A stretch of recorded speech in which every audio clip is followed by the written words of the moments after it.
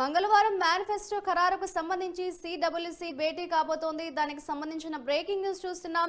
ఎన్నికల్లో ప్రకటించబోయే హామీలపై చర్చ జరగబోతోంది. అలాగే ఇప్పటికే సిద్ధం చేసిన ముసాయిదాకు అటు సిడబ్ల్యూసీ అయితే ఆమోదం తెలపనుంది.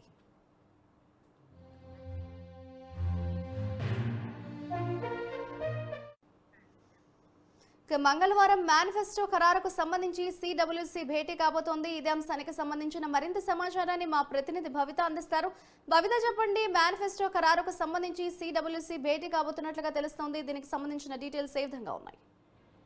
మదురై లోక్సభ ఎన్నికల షెడ్యూల్ కూడా విడుదలైంది. అయితే ఇప్పటికే కేంద్ర కాంగ్రెస్ ఎన్నికల సమావేశం 2 సార్లు ముగిసింది. అయితే రెండు సార్లు కూడా దేశవ్యాప్తంగా పోటీ చేసేటువంటి రాష్ట్రాలకు సంబంధించి లోక్సభ అభ్యర్థుల యొక్క లిస్టు ఫైనల్ చేసింది. అయితే మొదటి విడత 39 మందిని ఖరారు చేసి ఒక లిస్టు విడుదల చేసింది. సెకండ్ విడత కూడా మరికొందిని ఖరారు చేసి ఇంకొక లిస్టు విడుదల చేసింది. అయితే మొదట రేపు ఎల్లుండి 2 రోజులు కూడా సిడబ్ల్యూసీ సమావేశం అంటే కాంగ్రెస్ ఎన్నికల కమిటీ సమావేశం కానుంది. ఈ సమావేశంలో మూడో జాబితా కూడా ఒక లిస్టు విడుదల చేసే అవకాశం ఉన్నట్టుగా తెలుస్తుంది. అనంతరం నెక్స్ట్ జరిగేటువంటి మీటింగ్ సంబంధించి లోక్సభ ఎన్నికలకు సంబంధించి మేనిఫెస్టోలో ఎలాంటి అంశాలను పొందుపరచాలని చెప్పేసి అన్న దానిపైన ఒక సమావేశం జరగనుంది. ఆ సమావేశం అయిన తర్వాతనే ఆ మేనిఫెస్టోలో ఎలాంటి అంశాలను పొందుపరుస్తారనే విషయాన్ని కూడా క్లారిటీ వచ్చే అవకాశం ఉంది. అయితే మొదట విడుదల చేసిన జాబితాలో దాదాపుగా ఒక 9 రాష్ట్రాలకు సంబంధించి అభ్యర్థులను ఖరారు చేసినప్పటికీ తెలంగాణకు సంబంధించి 9 మంది అభ్యర్థులను ఫైనల్ చేస్తారని చెప్పేసి అందరూ భావించినప్పటికీ కేవలం 4 అభ్యర్థులు కూడినటువంటి ఒక జాబితా మాత్రమే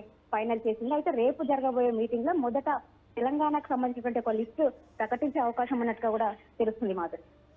అండ్ భవిత, ఎన్నికల్లో ప్రకటించబోయే హామీలకు సంబంధించి కూడా ఈ భేటీలో చర్చించే అవకాశం ఉన్నట్లుగా తెలుస్తుంది. అండ్ ఎటువంటి హామీలు ప్రకటించే అవకాశం ఉంది అని అనుకోవచ్చు అంటారు?